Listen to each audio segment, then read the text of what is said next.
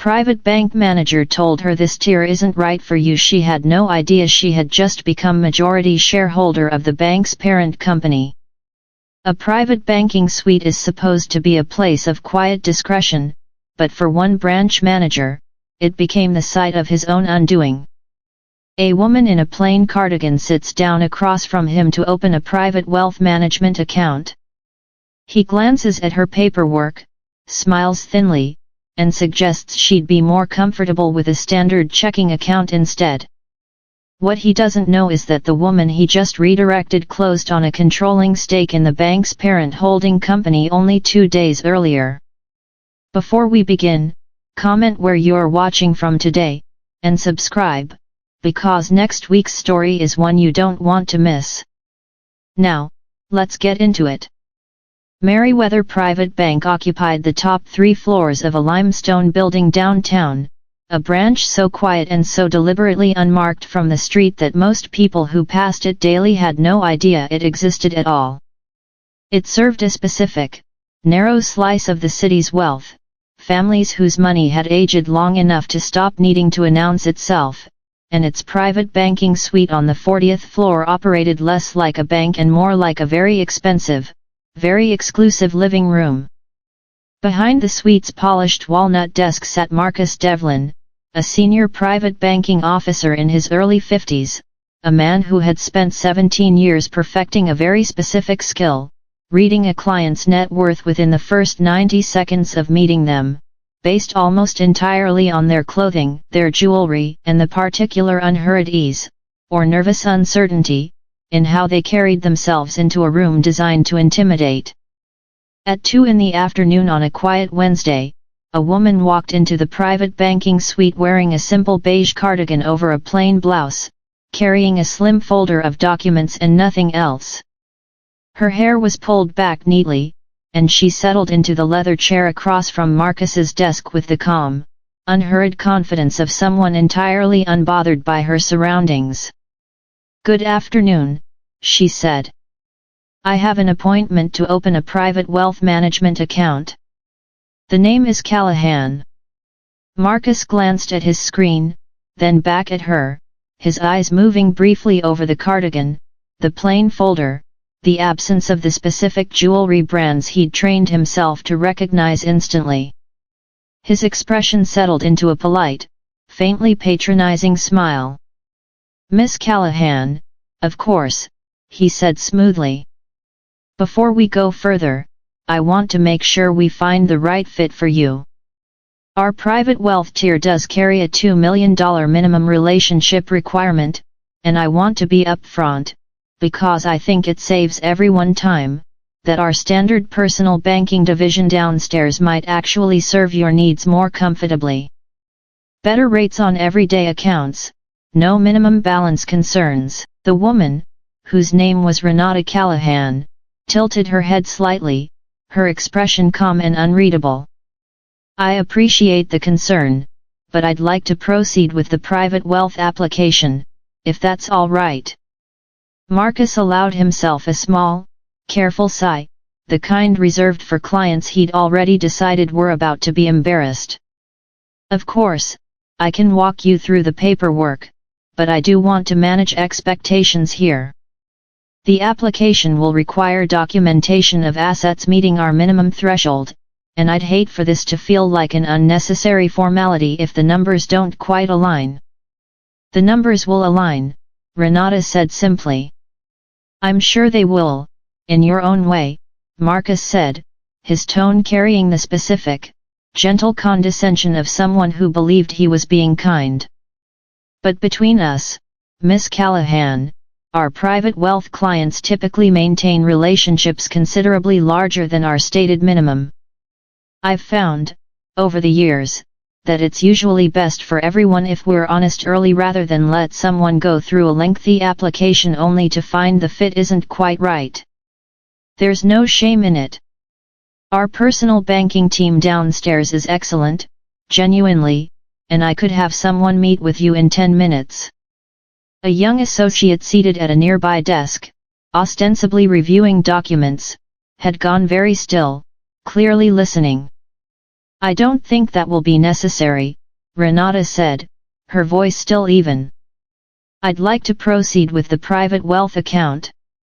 Perhaps you could pull up the account transfer notification from 2 days ago under the Callahan Holdings name.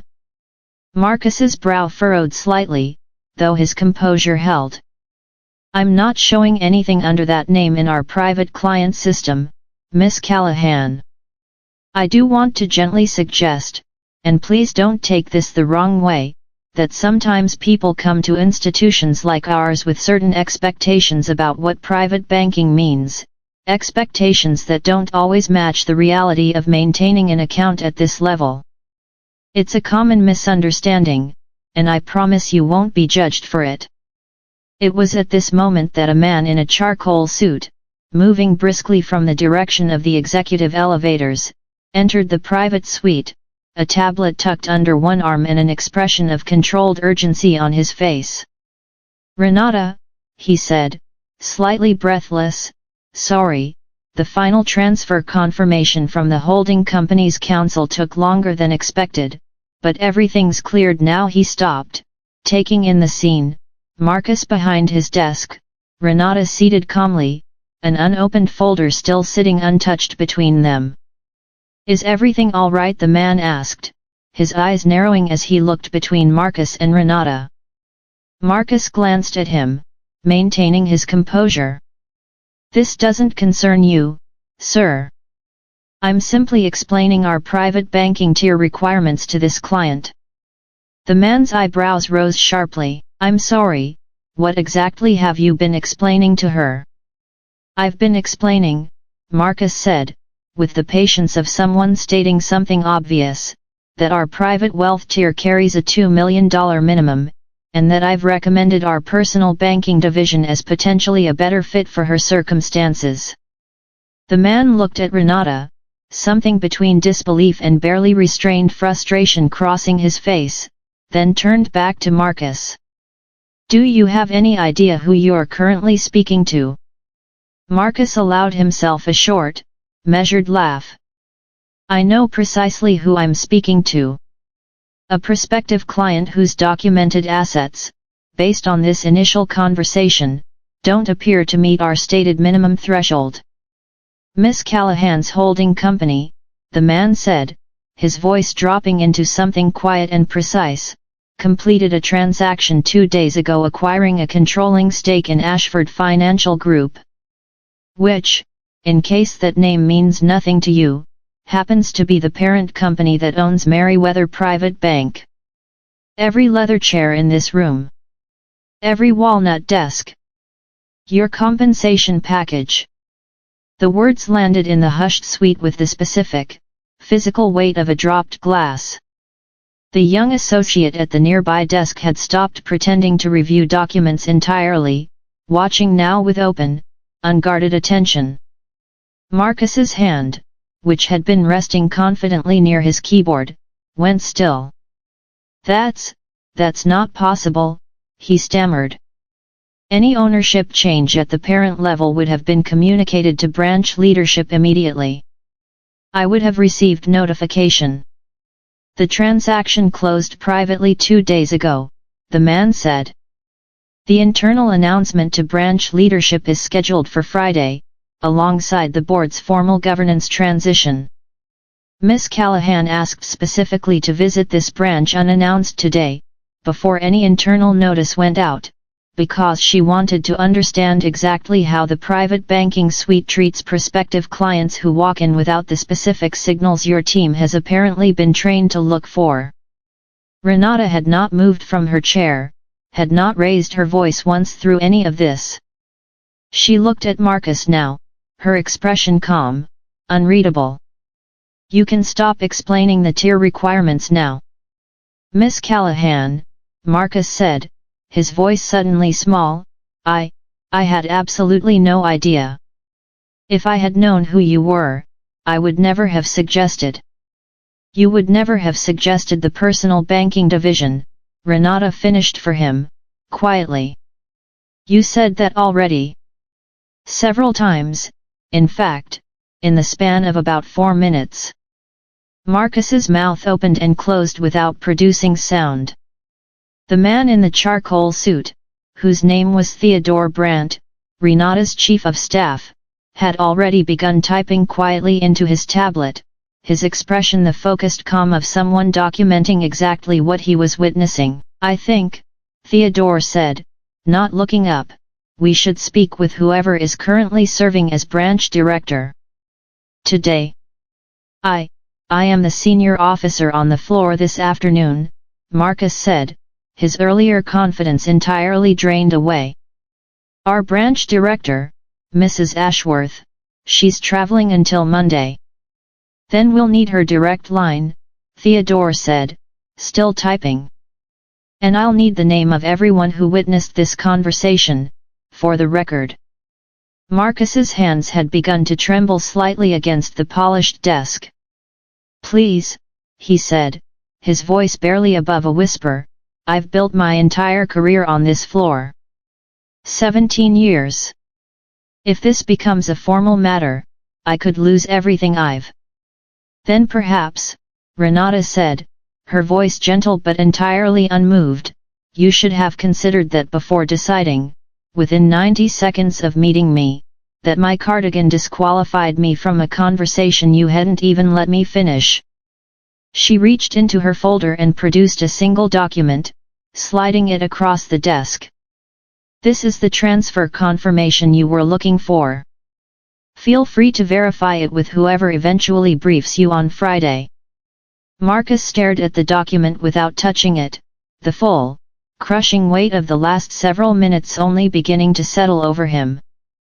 4 days later, in a glass-walled conference room on Merriweather's executive floor, branch director Eleanor Ashworth sat across from Renata Callahan and Theodore Brandt, her expression tight with barely controlled anxiety, a tablet open in front of her displaying internal client interaction logs. "Miss Callahan," she said, "I want to start by saying I'm genuinely troubled by what I've reviewed since returning early from my trip. I had no formal indication that this kind of preemptive client screening was happening on my floor." "I believe you didn't have formal indication," Renata said evenly. "I'm less certain there wasn't an informal culture around it." Eleanor exhaled slowly. "The interaction logs Theodore requested, I've spent the better part of 2 days going through them. There's a pattern I can't responsibly ignore.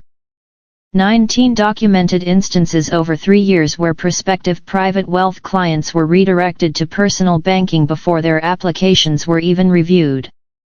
14 of those 19 instances involved internal notes describing the client's appearance, attire, or what one note explicitly called presentation inconsistent with tier expectations, as the stated reason for the redirection. And Marcus Devlin's name, Renata said, appears on how many of those 19? Eleanor exhaled slowly. 13.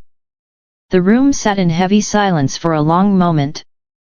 "I want a full review of every private banking officer's client intake process across all our branches," Renata said, turning to Theodore. "Not just this location. If a pattern this consistent existed here, over 3 years, under one officer's judgment largely unchecked, I want to know whether it exists elsewhere, quietly, in ways that never generated a complaint loud enough to reach a director's desk. I'll have the review team assembled by next week," Theodore said, already typing. "And Mr. Devlin?" Eleanor asked carefully. Renata considered this for a long moment. "I'm not interested in ending someone's career over a single conversation, even one as presumptuous as the one I sat through. But 13 instances over 3 years, all following an identical pattern, isn't a single conversation. That's an established practice this bank apparently tolerated because it never generated a complaint loud enough to force a genuine reckoning, until today. So termination," Eleanor said quietly. "That's a decision within your authority as branch director, based on the bank's own personnel policies and the evidence now in front of you," Renata said.